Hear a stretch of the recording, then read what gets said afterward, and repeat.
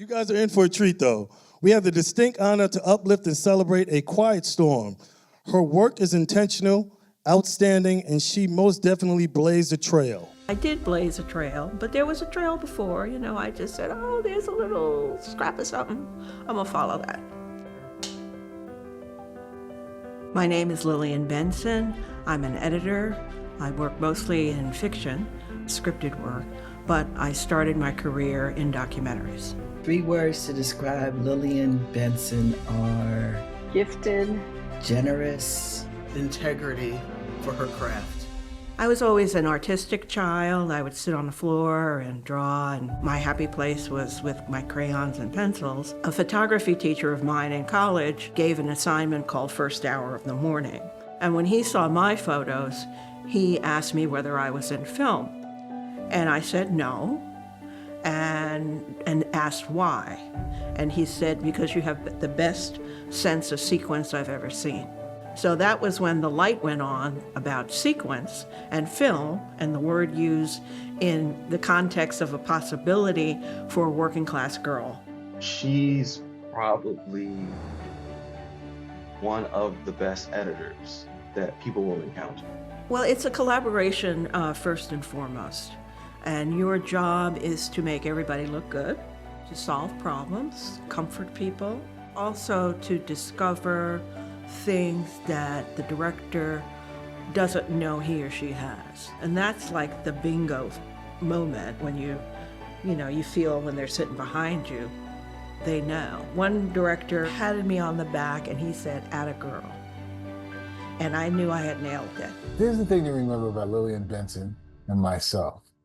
We were young African-American editors coming up in a business where you didn't see a lot of people of color. She was supported by other Black male editors like John Carter and some others, Joe Stanton, who helped her get into the business. He helped me tremendously, and he got me into the union. That was the first huge thing he did. John Else was another person who mentored me and helped me. He was my second big PBS show. So then all of a sudden, I'm Lillian Benson, PBS editor. I've worked for Black, public media because of her. I've done a season of Afro-pop. People like me, I stand on her shoulders. She's been an extraordinary model for how to be successful in the industry. She's been very open, very giving. That's just who she is. She's very proud of the film she did with John Lewis. She was very proud of that. And I think, didn't she get an Emmy for that? Lillian was deeply committed to John Lewis. She was very hopeful that the film would provide a portrait of him that really would keep his life central to those who followed. The words I would use to describe Lillian would be passionate, innovative, fighter. My family is from the South. I am descended from enslaved Africans and slave masters and overseers. I think the impact she made for Stories of Color is, first of all, recognizing where she comes from and knowing how to present our side of the story in a way that helps others to understand not only a struggle, it helps us understand what needs to be done. I worked on films about the slave trade. I had to look at all that footage for eyes. I looked at King in his coffin, for God's sake. There are several projects of Ms. Benson's that stand out. One of my favorite shows that she's cut is called Conscious and the Constitution. And the reason why it resonated with me is because I have a sister-in-law who's Japanese, and her parents were interned in that camp. That connection meant a lot to me when I watched the film. I saw something from Nikki Giovanni recently. She said that writers don't write from experience. You can only get one book out of your experience. Writers write from empathy. because you have to tell the whole world's stories. Editors have to edit from the receiving, open-hearted, kind, tolerant place. I was always good at puzzles. I used to sew. I don't sew anymore, but it's the same thing. You mush it together.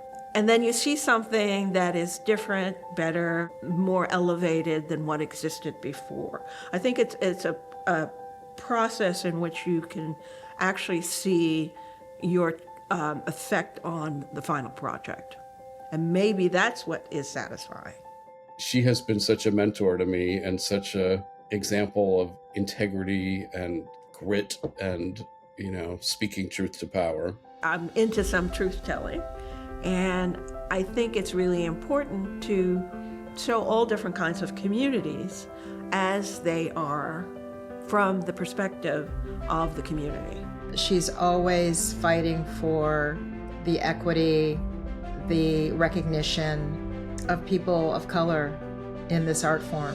I can't even think of where we would be without her. If it wasn't for Lillian Benson, there would be no work for Black women, independent filmmakers. She has opened doors for many people. She brings a dedication, she brings perseverance, she brings a level of integrity that I think is monumental as a filmmaker. She's very special. She was always a force to be reckoned with, Lillian Benson would brook no nonsense. So it's not like going out into the jungle in the forest that's never been touched by a human hand. It's more like making a better trail for those who come behind. Miss Benson, congratulations on receiving a 2025 Black Public Media Trailblazer Award. I can't think of a person who is more deserving. You've always been the trailblazer, and now finally people are recognizing it, and it's so well deserved and it's so overdue. You're such a woman with grace and integrity, and I care about you a lot. You are a brilliant, brilliant artist, and I'm so proud to be your friend. Lillian, it was an honor so well deserved. It's this Trailblazer Award for you.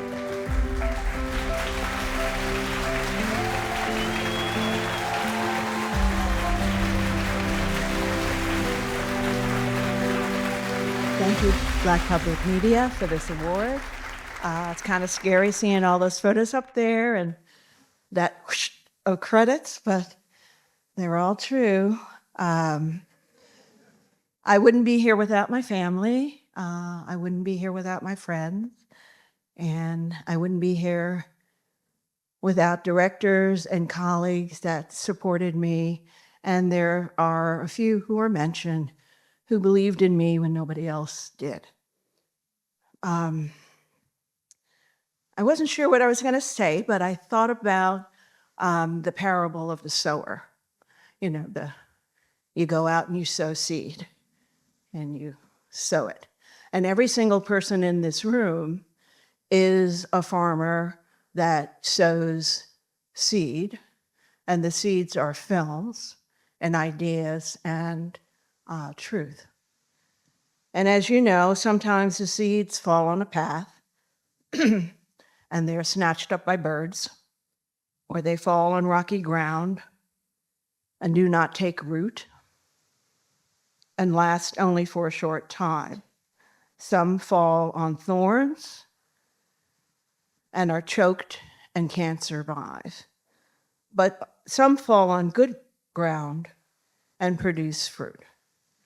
And that's what we all want, to produce truth, integrity, understanding. That's the fruit of our work.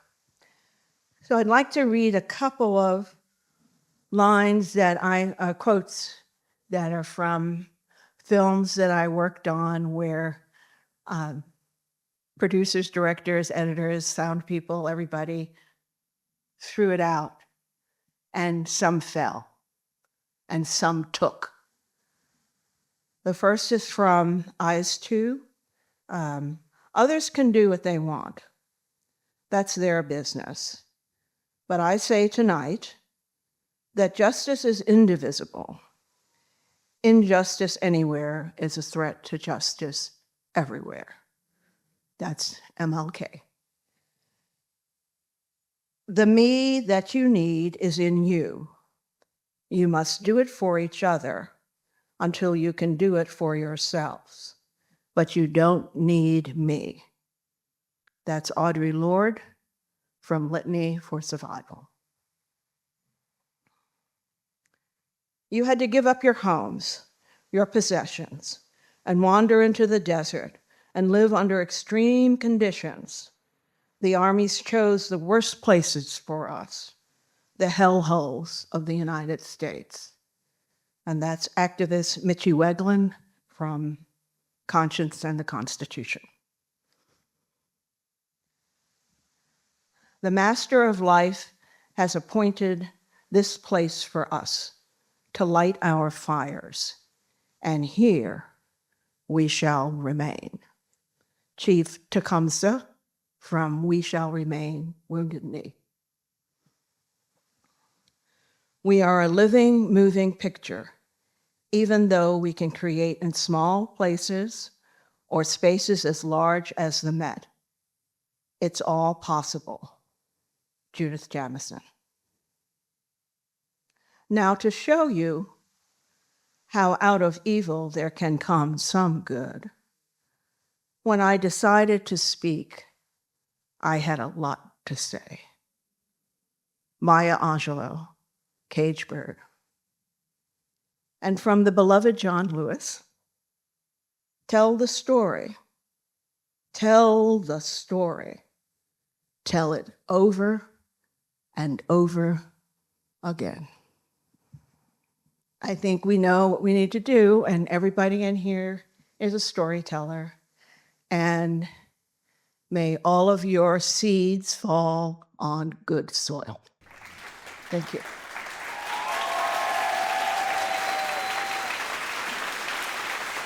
For the millions of hours you have cut to bring Black stories to life, and on behalf of the many editors and directors and producers you have influenced over the years, it is my pleasure to present you with the 2025 Black Public Media Trailblazer Award.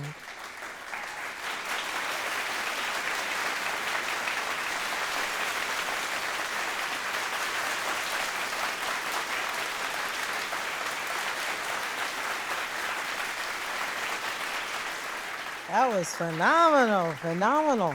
I have to say, well, first of all, it's so good to see all of you here tonight. It's so good to be here.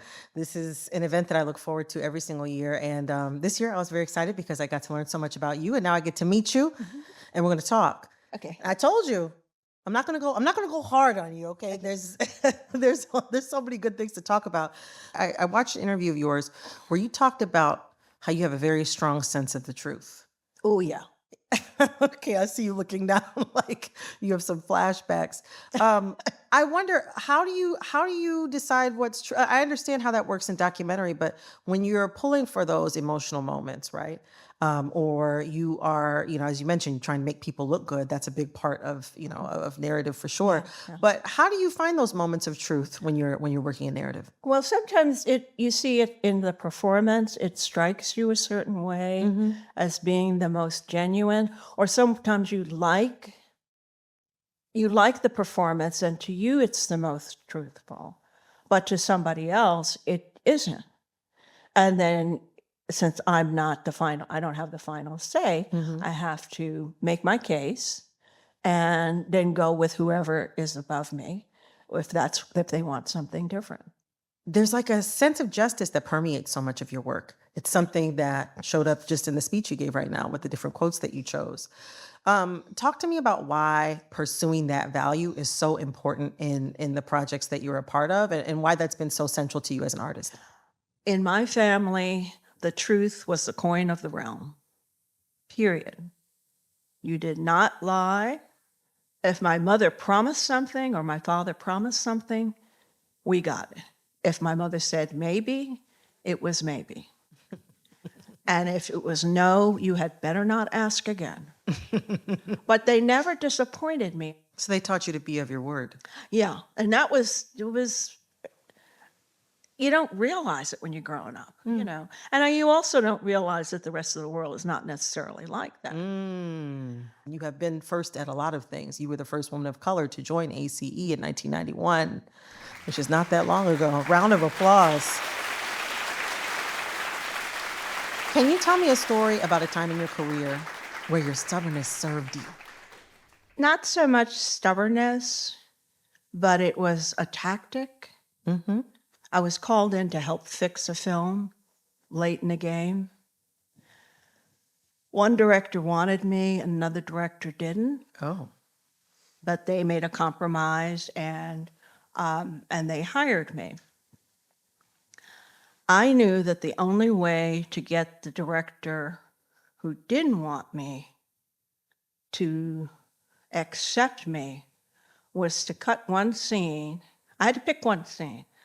And I had to cut it so well that he would not say boo to me after that. I just knew I had to show him, yeah, there's a reason you hired. This is a reason you hired me.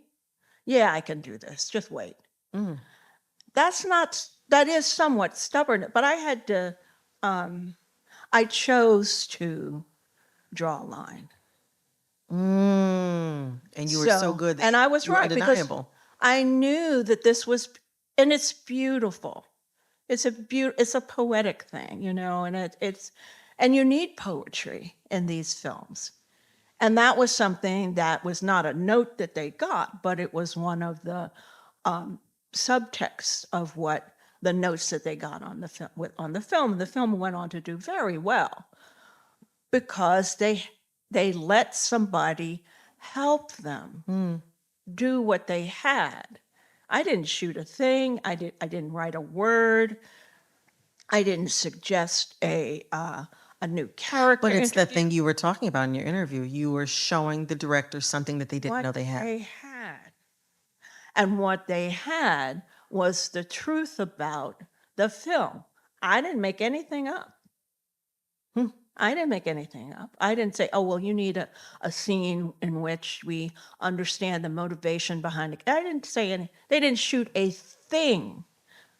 And the very first film that I did that for was a surprise because it was like, oh, I can do this. I was experienced. Again, everybody liked the film. The executive at the network didn't like it and said, you got to fix this. They all were running around, thought they'd have to reshoot. Well, they brought me in because they just needed another editor. And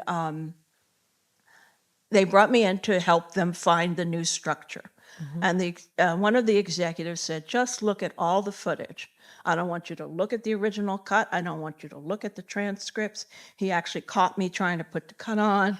And he said, what are you doing? And I said, you caught me. He said, no, look at all the dailies. And you pulled it out. And so then I came up with an outline. And he said, it's minimalist.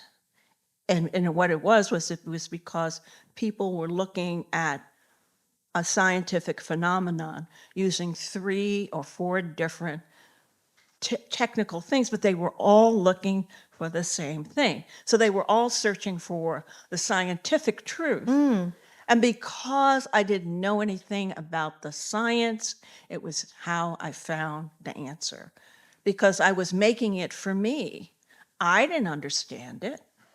Most people wouldn't understand it. But that's the magic of a good editor. And You can be the audience advocate. I saw the structure that helped them do it. And I have one last question. You talked in your interview about trying to make a better path for the people who are coming behind you. With that in mind, there's so many emerging filmmakers and editors in the audience here tonight. What would you say to them about how to think about telling Black stories and telling the truth in a moment like the one we're in now? Make sure you're safe. Make sure you live another day to fight. Many of our forebears have suffered horrible things. And whenever I get deeply troubled, I think my great-grandmother survived worse than this. I need to shut my mouth. And she didn't have what we have in this world. My mother didn't go through what my sister and I, what her two daughters lived through. But I have, because, you know, my mother didn't tell me a whole lot about what happened to her growing up in the South. So I know that what they went through is worse. And that gives me strength to keep going and also try to be a light, you know. We have to be, Harriet brought out how many people? We can bring out a couple.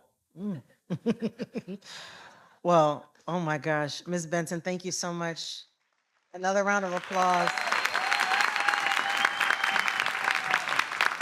Well, it's like being recognized by a family. It's a much closer recognition than a big group of people or a larger organization.